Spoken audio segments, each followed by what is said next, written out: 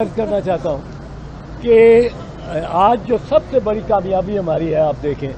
کہ ہم نے 9 ججز جو فل کورٹ تھا، ایفیکٹولی فل کورٹ تھا، کیونکہ باقی ججز اویلیبل نہیں ہیں، وہ ہم نے بنوا دیا۔ اب یہ بڑی ہمیں تو اس کی بہت اطمینان تھا، فیصلہ ادھر کا ہو ادھر کا ہو، جو فل کورٹ کو جو لوگ کہتے رہتے تھے، جو آپ صحافی کہتے رہتے تھے، آپ میں جو تجزیہ کار ہیں وہ کہتے رہتے تھے، وہ ایک پوری ڈیمانڈ تھی کہ التجا تھی کہ سارے جج اکٹھے بیٹھے، آج وہ ہو سکا۔ اب اس میں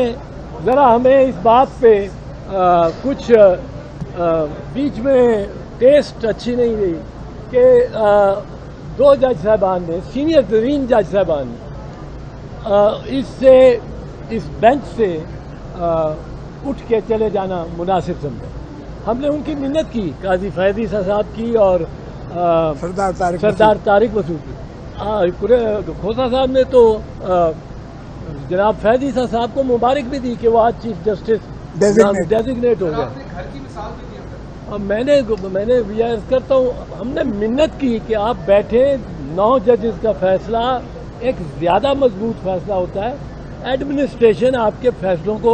وہ کہتے ہیں ہم بینچ نہیں مانتے اور تو ہم فیصلہ کیوں مانیں؟ یہ سارا مسئلہ شروع ہوا ہے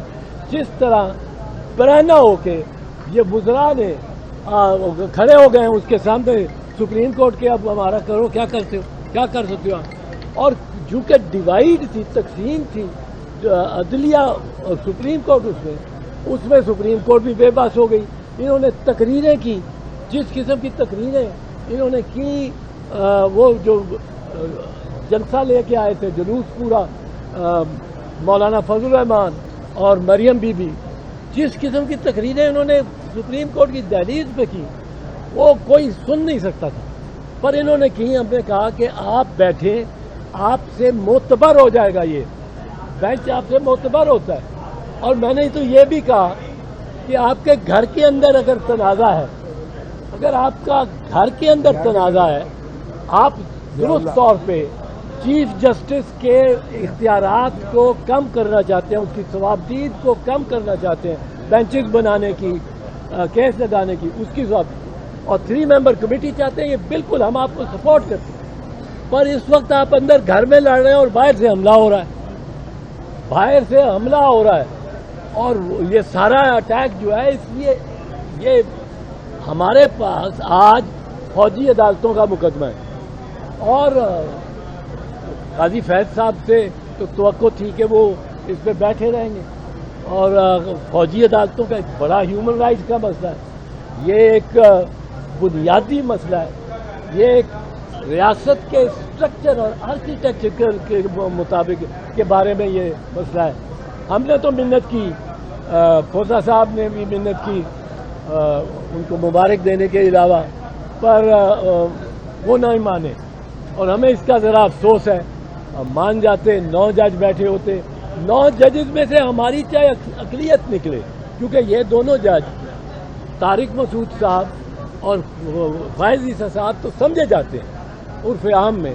کہ یہ چیف جسٹس کے خلاف ہیں۔ میں اور کھوسہ ہم چیف جسٹس کو طاقتور دیکھنا چاہتے ہیں بیرونی عناصر کے مطابق، پر اندرونی سپریم کورٹ کے اندر میں ہم چیف جسٹس سے بہت سارے اختیارات کم کرنے کے بہت پہلے سے حق میں 20 سال سے ہم کہہ رہے ہیں کہ 184(3) کی اب بھی اپیل ہونی چاہیے۔ یہ اپیل لا رہے ہیں، بہت اچھی بات، پر وہ اپیل ہوگی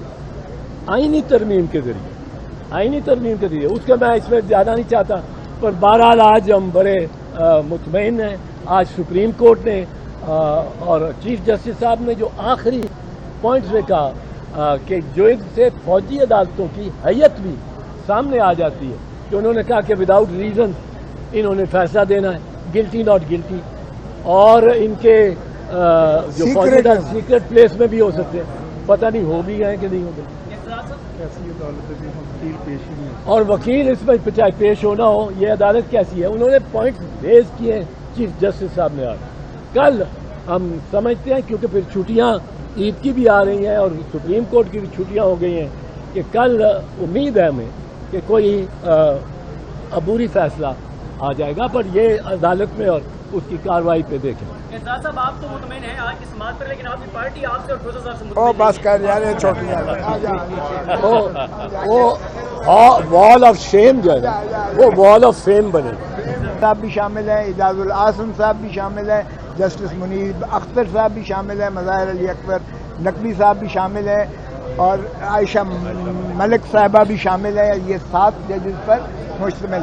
باقی 6 جج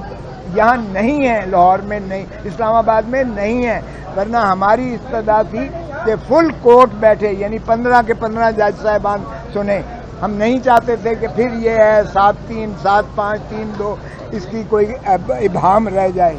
تو بہرکیف اگر 2 سینئر جج صاحبان نے اپنی مرضی سے، یہ نہیں کہ ان کو جو ہے کسی نے مانے کیا، بلکہ چیف جسٹس صاحب نے سبھی کو بلایا، اس لیے یہ فل کورٹ ہی سمجھیں کہ یہ فل کورٹ ہی ہے جو آج کیس سن رہی ہے۔ آج پہلے شروعات ہمارے کیس سے ہوئی، چودھری اعتزاز احسن صاحب چونکہ سینئر موسٹ ہیں اور اس لیے مجھے انہوں نے جو ہے یہ موقع دیا کہ میں اپنے استدلال شروعات کروں، تو میں نے یہی کہا کہ 25 کروڑ عوام اس وقت اذیت اور کرب میں مبتلا ہیں، اور ایک خوف کی فضا جو ہے سارے ملک میں اس طرح سے پھیلی ہوئی ہے۔